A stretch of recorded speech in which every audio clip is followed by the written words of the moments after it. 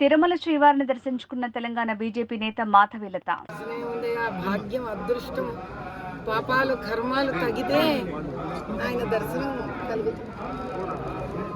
పాపం పెంచుకోవాలంటే కూడా ఒకసారి ఆయన నగలు చూస్తే కూడా కోరికలు వచ్చేవాళ్ళు. కోరికలు వస్తాయి మన మనసును బట్టి కదా.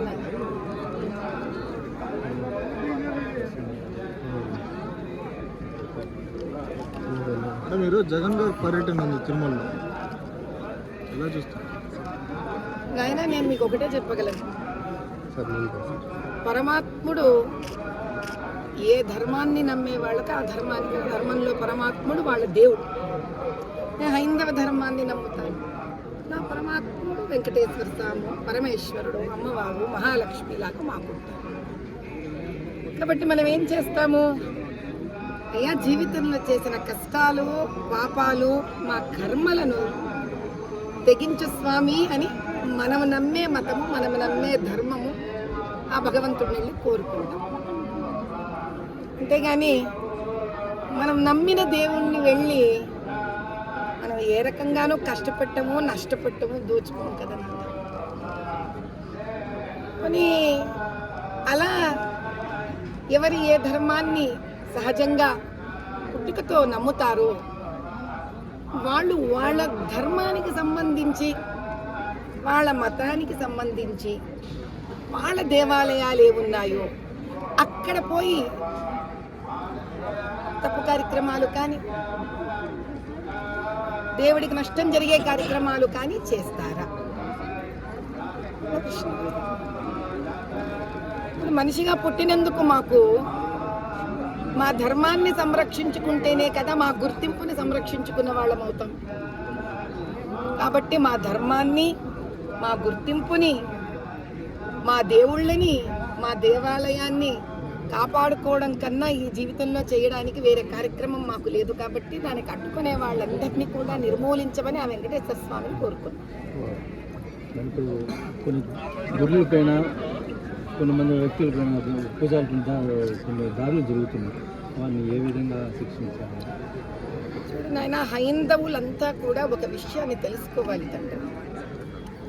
గుళ్ళ మీద దాడులు జరుగుతున్నా కూడా, దేవాలయాల్లోని పండితుల మీద దాడులు జరుగుతున్నా, భక్తుల మీద దాడులు జరుగుతున్నా, ఈ భారతదేశంలో 120 పైన కోట్ల ఉన్న హైందవులందరం ఏం చేస్తున్నాము? కదలి రావాలి నాయన. హైందవులందరూ ఒక అపర వరద అయ్యి కదలి రావాలి. హైందవ శక్తి జాగృతం కావాలి. మన దేవాలయాలంటే మన పిల్లలతో సమానం. మన ధర్మం అంటే మన వంశ ప్రతిష్టతో సమానం.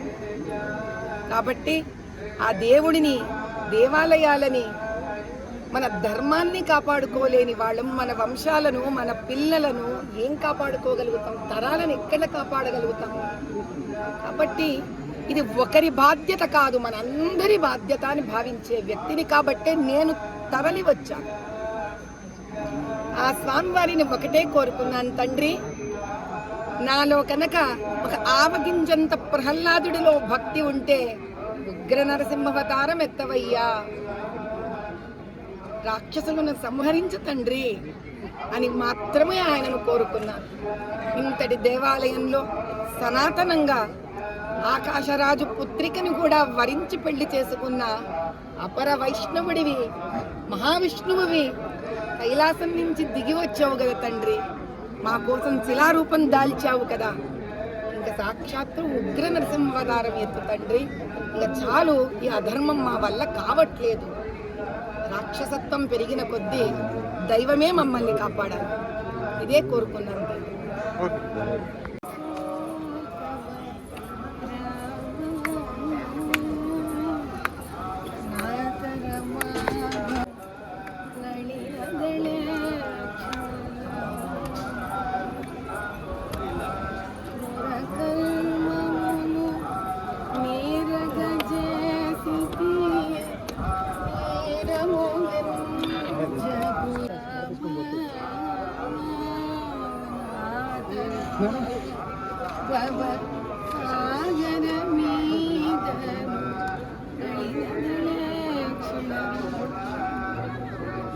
కొంచెం